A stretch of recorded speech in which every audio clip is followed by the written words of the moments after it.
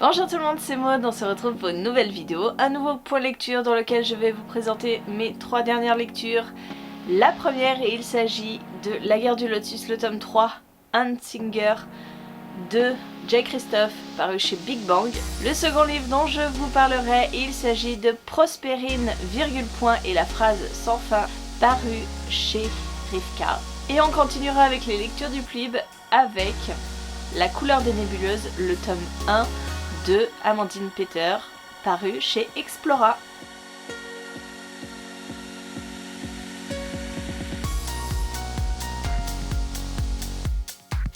Allez, on commence tout de suite avec une fin de saga. Aujourd'hui, à l'heure où je vous tourne cette vidéo, nous sommes le 31 décembre et je clôture l'année en finissant une saga, donc je suis très fière de moi. Et je dois vous dire que j'ai lu ce livre en lecture commune avec Marilyn. Je l'ai sans doute perdu un petit peu en route, je suis allée bien plus vite qu'elle, mais elle avait d'autres choses à gérer à ce moment-là. Et mon Dieu, ce troisième tome, il est... Je ne sais même pas comment le qualifier. Parce que le second tome m'avait un petit peu perdu, parce qu'il y avait énormément de personnages, ceux qu'on connaissait, c'est-à-dire Yukiko, où les autres se dispersaient un peu partout, on rencontrait de nouveaux personnages, donc c'était beaucoup d'informations. Et ce troisième tome, franchement, je l'ai énormément aimé, je crois que c'est mon préféré sur les trois, parce que waouh, c'est explosif. On est sur une fin de saga, on clôture quelque chose et c'était bon. Franchement, il fait 770 pages. Et clairement, j'avais peur de cette brique parce que c'est un univers assez exigeant. Et avec le foisonnement de personnages, j'avais peur de cette brique. Et en fait, il est passé crème, tout seul. Je suis contente de l'avoir lu pendant ma semaine de vacances parce que j'avais besoin d'une lecture addictive et je l'ai trouvé dans ce tome 3. Alors oui, les 350 premières pages, si vous voulez, on reprend un petit peu la fin du second tome, on avance progressivement sur cette guerre, ça se construit. Et waouh, à partir de la moitié du livre, mais vous êtes sur une guerre totale. Vous suivez encore une fois tous les personnages qu'on a connus jusqu'à maintenant. Et on a plusieurs batailles, c'est pas une seule et même bataille, non, on a plusieurs champs de bataille et on les suit et ça avance petit à petit et à chaque fois qu'on change de champ de bataille, on nous laisse sur une sorte de cliffhanger qui nous tient en haleine et on se dit mais mon Dieu, qu'est-ce qui va leur arriver? J'ai vraiment apprécié parce que j'avais toujours envie de continuer pour voir qui allait mourir. Oui, c'est dur à dire, mais il y a beaucoup de morts. Des personnages auxquels on s'est attaché.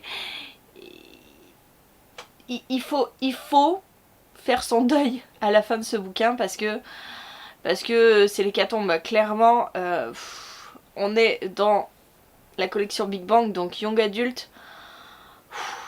C'est violent, hein. Pour du Young Adult, je le classerais en adulte, moi, ce livre, parce qu'il y a de la violence, il y a du tranchage de membres, il y a des trucs dégueulasses, et puis même au niveau des sentiments et de la perte qu'on rencontre face à certains personnages auxquels on s'est attaché. Ouais, c'est... Il faut s'accrocher, mais j'ai vraiment beaucoup apprécié. Je vous dis, on est sur plus de 200 pages où on est dans de l'action en continu. Après, on a un petit côté, on se pose et on fait un peu le bilan de cette bataille pour replonger encore vers un autre adversaire et encore une bataille finale qui est épique, qui est complètement épique, qui est titanesque. J'avais l'impression de me retrouver dans la mythologie grecque en train de combattre les titans, clairement. Voilà, moi ça m'a fait penser à ça. Et mais cette saga, elle est majestueuse, je trouve, parce que on a un univers très fourni avec ce lotus, cette pourriture qui détruit tout. On a une réflexion aussi sur une réflexion écologique, hein, voilà. On a cette petite morale de se dire que voilà ce que vous faites de la terre qu'on vous donne, et si on ne fait pas quelque chose, aucune vie ne sera possible et vous êtes responsable de ce que vous faites de cette terre. Voilà, il y a ce petit côté qui écologiste qui ressort dans cette lecture.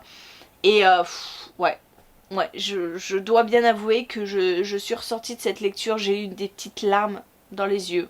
Je pleure très rarement hein, dans mes lectures. Mais là, il y a une mort qui m'a particulièrement émue. Et j'avais beau savoir qu'elle était nécessaire, voilà. J'ai beaucoup aimé ce 3e tome, vraiment. Je vous conseille cette saga, même si elle est balèze. Hein. Les livres font pas peur comme ça, mais je peux vous assurer que c'est pas écrit très gros et c'est balèze, mais c'est la force d'une saga qui est complète pour moi. On va passer aux lectures pour le Plib. J'ai lu en e-book Prospérine, point, qui raconte l'histoire de Prospérine qui vit à demi-mot, qui est plus intéressée par ses plantes que par le travail de tout son village pour restaurer les mots. Oui, parce qu'on est dans un univers bien particulier. En fait, demi-mot, c'est un village à l'intérieur d'un texte. En fait, tous les textes que l'on écrit, qu'ils soient publiés ou non publiés, qu'ils restent dans un tiroir ou qu'ils soient édités, eh bien, il faut savoir que dans ces textes, il y a des gens qui vivent dedans et qui l'entretiennent ce texte pour qu'il ne tombe pas en morceaux.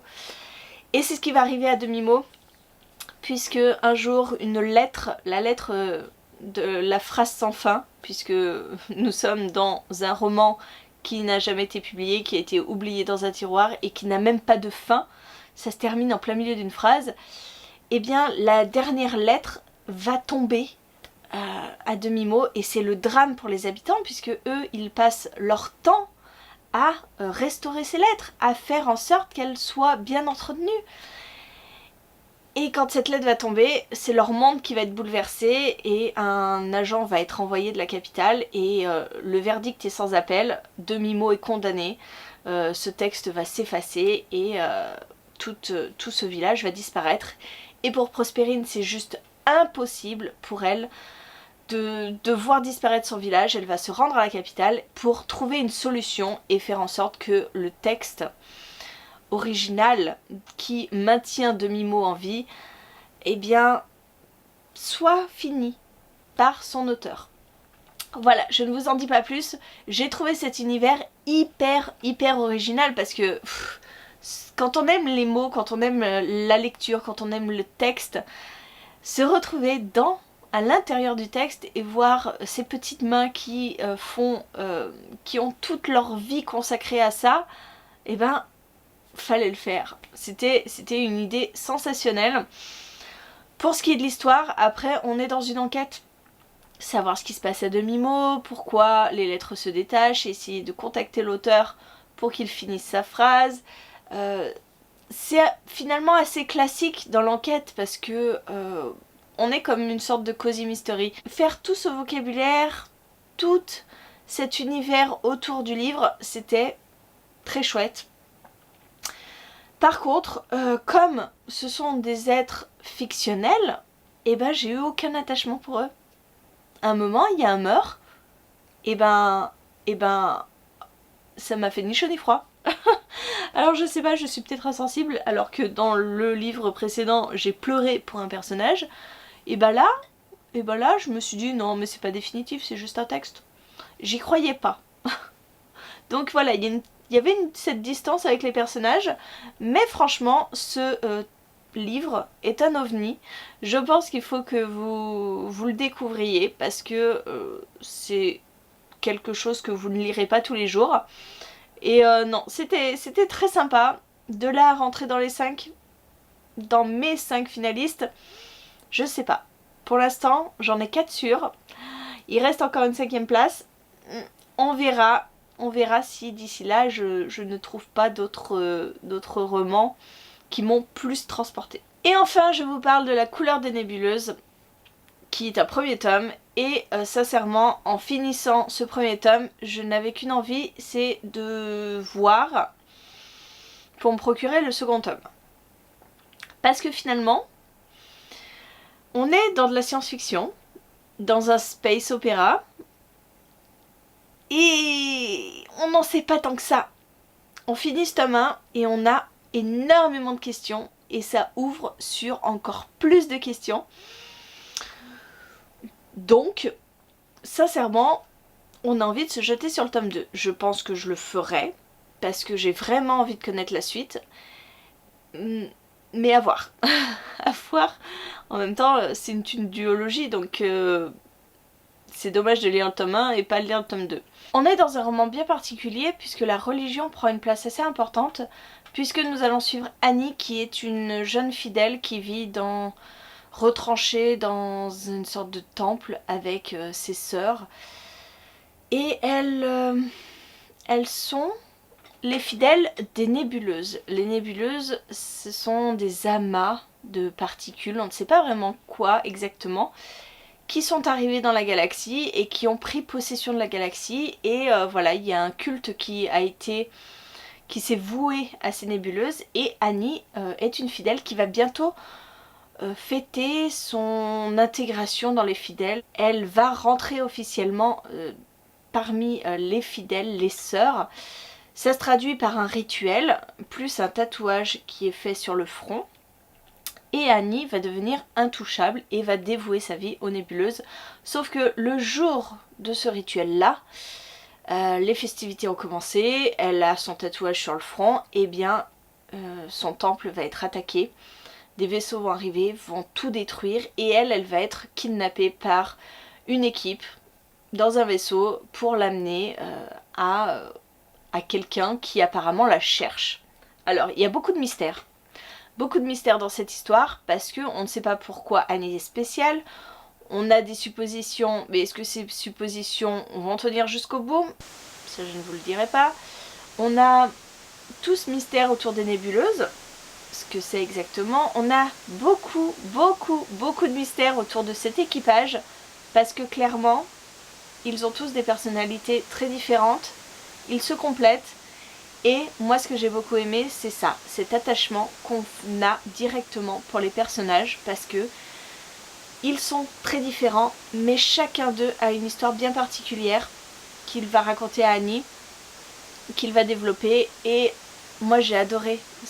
En fait, le gros plus de cette histoire, c'est vraiment ces personnages-là, et on a l'impression d'être dans une grande famille, et Annie le ressent aussi. Elle va s'intégrer à cet équipage, et ils vont partir en quête de la vérité, malgré tout ce qui va leur arriver, parce que je peux vous assurer que c'est pas linéaire, on n'est pas juste une attaque au début, et puis c'est fini. Non, il va y avoir plein de rebondissements, plein d'épreuves sur leur route, qui vont les souder encore plus. En fait, c'est assez classique finalement dans la structure, mais ça marche, il y a un très bon rythme. Je vous dis, les personnages sont hyper attachants, et forcément on termine en se disant oh, tout ce qu'on pensait savoir, tout ce qu'on pensait qui était la vérité, bah ça se révèle faux. Donc le voyage il a à peine commencé. En fait on a cette impression là que finalement ce n'est que le début du voyage. Donc c'est difficile de s'arrêter qu'au tome 1 quand on l'a fini et qu'on se dit bah l'histoire elle est pas complète, donc il faut lire le tome 2. Non, j'ai bien aimé cette histoire, et ça tient en grande partie, je vous ai dit, sur les personnages, sur les rebondissements qu'il y a tout au long du récit, sur ces personnes qu'on rencontre, dont on se méfie, ces personnes qui ont une histoire et qui finalement ne sont pas si méchants que ça. Voilà, il y a pas mal de choses, il y a des trahisons, il y a des vrais retournements de situation. Donc j'ai passé un très bon moment avec cette lecture. C'est pareil, je réserve mon choix pour les 5 finalistes. Mais moi je suis très bon public, et de la SF de ce niveau, bah, en général ça marche bien avec moi. Bon bah écoutez, c'en est tout pour cette vidéo. Merci de l'avoir regardé jusqu'au bout. N'hésitez pas à me dire en commentaire si vous avez lu un de ces livres, ce que vous en avez pensé.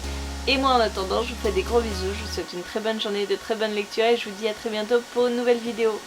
Et bonne année 2022, ça y est, on est en 2022.